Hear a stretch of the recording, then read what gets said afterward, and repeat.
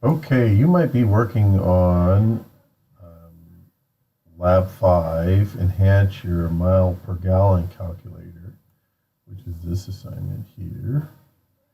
You might be thinking, you know what? Let me bring it back.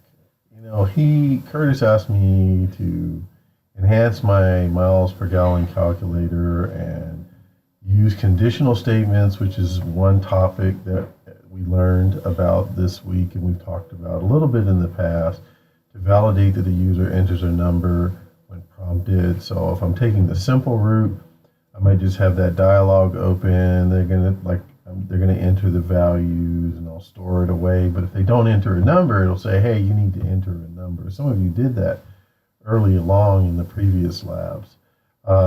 Or you decided to experiment with a form and you're thinking about, how do I validate a form? And so this is all confusing, and assuming that you don't try to get fancy and use regular expressions and all the other cool stuff. Um, let's take a look at a similar example, but it doesn't pertain to miles per gallon. Let's say that we have a simple web page to convert Fahrenheit, temperatures in Fahrenheit, degrees Fahrenheit to Celsius. And we have a form here, and a person needs to enter the degrees Fahrenheit, like I do here, and say 59 degrees, which should be 15 degrees Celsius, and then it calculates, and it's 15 degrees Celsius. And then I want to clear the form so we can do it again. Now, one of the ways that I approach writing JavaScript is first I create my web page, because I know that most of what I'm going to do with JavaScript is about accessing those elements on the web page and then manipulating them or changing the value.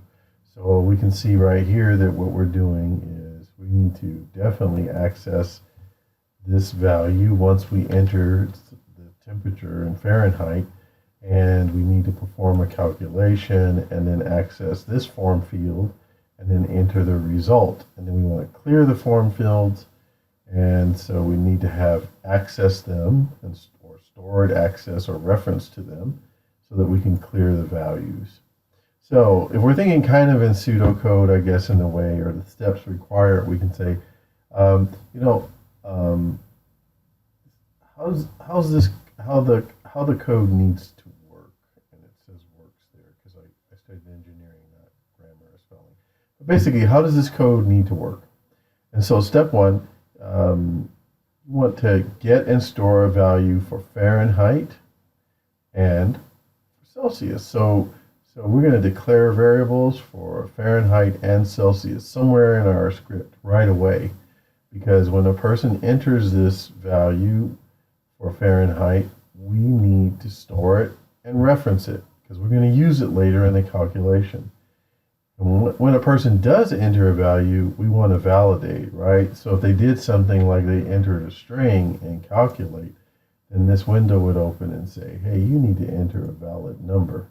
And so that's the conditional statement that is validating. It's setting a condition saying this value f that we've stored and now we're referencing it, it needs to be a number. And if it's not, if it's a string or text, or if it's a blank value, like a null, then hey, it's going to tell me, hey, you need to enter the number. And once we have value entered for Fahrenheit, we can calculate the value for Celsius, and we'll do that in a function. And so a user enters the value, we test that value, then we perform a calculation. And the reason we're using a function is we're using that formula that converts Fahrenheit to Celsius, and I'll show you that in a second. But we want to reuse it over and over, right? Every time we click this calculate button, then we're calling that function so that it will return or calculate the value of Celsius and then display it in this form field. So what is that function doing? And what triggers it? Well, it's triggered on an event, right? What is the event? Well, there's a couple of things going on. There's more than one function going on here, right? The first one, of course, is validating the value in not necessarily the first, but one of, is validating the value of the temperature. And then when we click this calculate button, we're calling another function. We're calling that function, and then it performs the calculation. See, when I click, when this event calculate, when I press this button, when this event fires, then it calls the function. It says, hey, Curtis clicked on that button. He must want me to calculate what the temperature is for 59 degrees in Celsius. And then when I click on this button, it fires and it tells the browser, hey, Curtis must want me to clear these fields. And so I can reuse these functions by basically linking them to or binding them to these buttons. And so these steps kind of show you what's involved, and I'll let you correct that. My poor grammar, I'm terrible. I told you anyone can be a professor, huh? Okay, so let's look at the code. So here's the HTML, and it's pretty straightforward. I have a separate style sheet for everything, and I have an external JS file. And here you can see the body of the page, where I have a division, this main division that holds the form, and the labels, and then you can see there, my little typo, so I'll correct that right now. So it's like, how the code needs to work, or how the code works. And I'm going to go ahead and save that because that's a little embarrassing. Okay, I fixed it. All right, so now, what are we doing? Okay, well, look. So you notice here that I have a unique identifier for each of these form fields. So you recognize this is a form field, and this is an input field, and the type is text, and there's the identifier. See, that's the way that we can target something. To this point, we've been targeting by identifier. We can target by class, etc. But for now, we're going to target by unique identifiers. And here's another input field, right? And it's, or I'm sorry, a form field, a form object, a button, right? And it has an identifier convert. And I just had a bunch of ducks fly, or geese fly over my house. Maybe you heard that. So this is an edgy video, right? Here's another button, and it has identifier clear. And so when we click on this calculate button, then we've already accessed this object and stored reference to it, so that when it fires, then it knows to call a function. And so I'll let you look at the CSS on your own, because that's pretty straightforward. But let's look at the JavaScript. Let's look at what's going on. Now, I've commented all of the script, so it's clear about what's going on here. But if you look at it, it somewhat follows what's on the web page, where I say what should be happening. So first of all, what I'm doing is I'm doing something that we haven't done before. I'm creating a function to return the form values, or to return a value. When we look at this, what kind of function is this? This is an anonymous function, right? It's not a named function, but we're setting a variable, in this case, $, to this function, which accepts an argument of the identifier, or ID, and it returns that ID and stores it. And so basically, this becomes somewhat of a reusable function for us. So we don't have to type, var x equals document.get element by ID. We don't have to do that over and over and over and over. We can reuse that function. And then comes the bulk of the heavy lifting for this web page.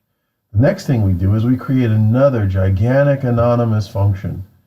We declare a variable called convertTemp, and we set it equal to this anonymous function. And what's going on in that function? This is a thing we're going to reuse. So every time we click that convert button, it calls this function.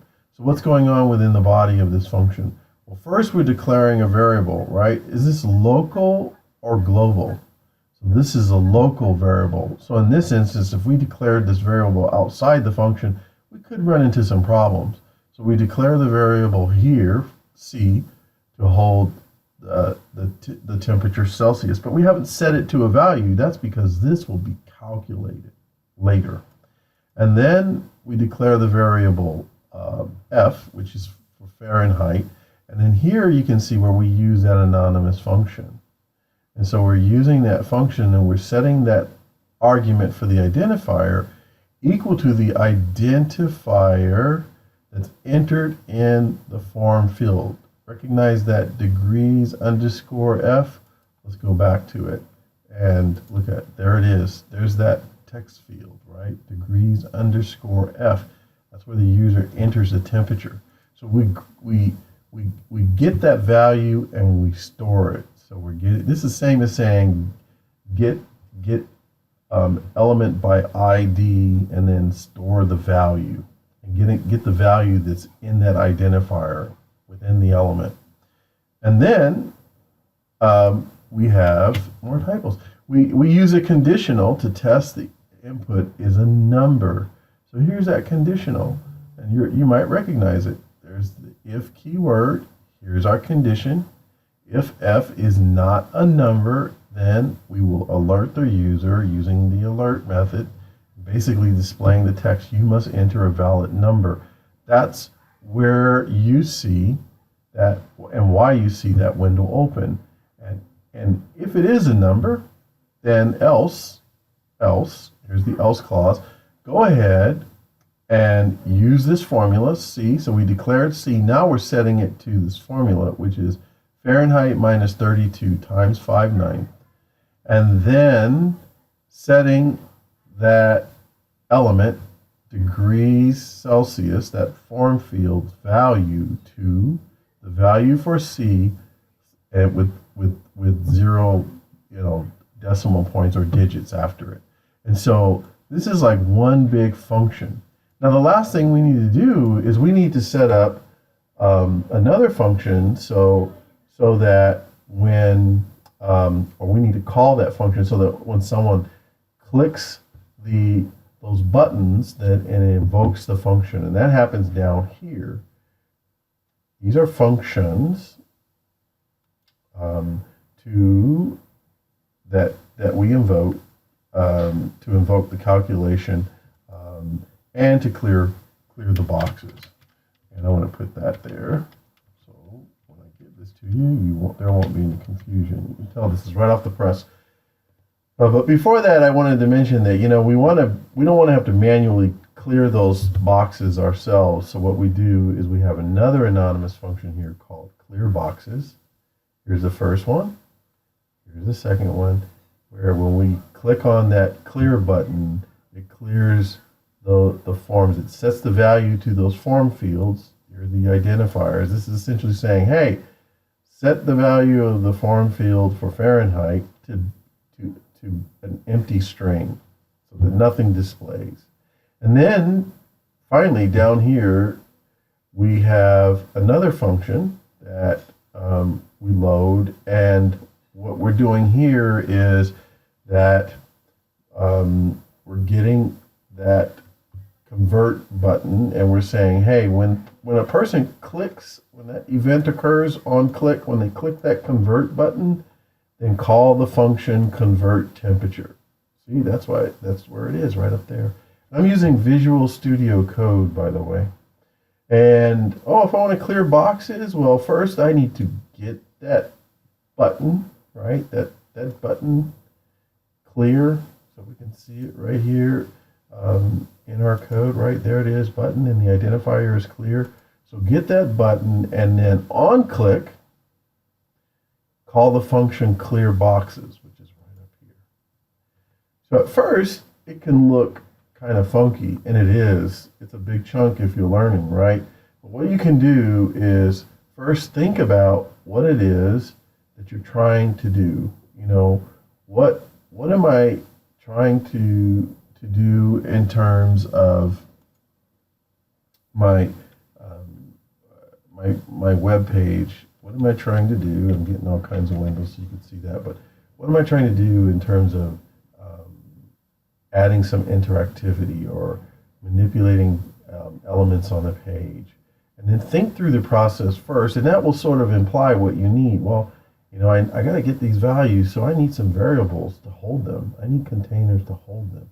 Then I need to, well, here's one the user enters. This one actually is disabled, so you can't enter it. That's an attribute in HTML where it's disabled.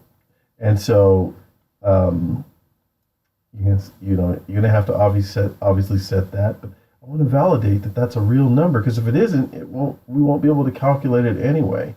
And then I have to calculate Celsius, and I want to do that over and over again. I don't want to just do it once, so I'm going to need a function because I need reusable code. And then I want to clear the form so I can calculate again, so I can enter a different number. Like what is 5 degrees in Fahrenheit and Celsius? It's -15.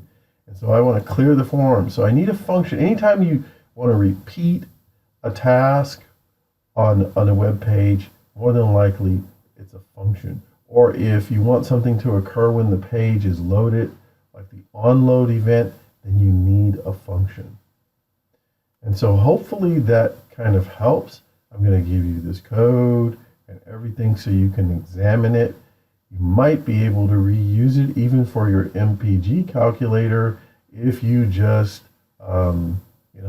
change a few things here. You can definitely reuse this conditional statement right here. And so this is similar to what you might do with your MPG calculator if you use a form. But I wanted to give you a look at something a little bit simpler. And I really appreciate that someone posts good questions on the discussion forum about their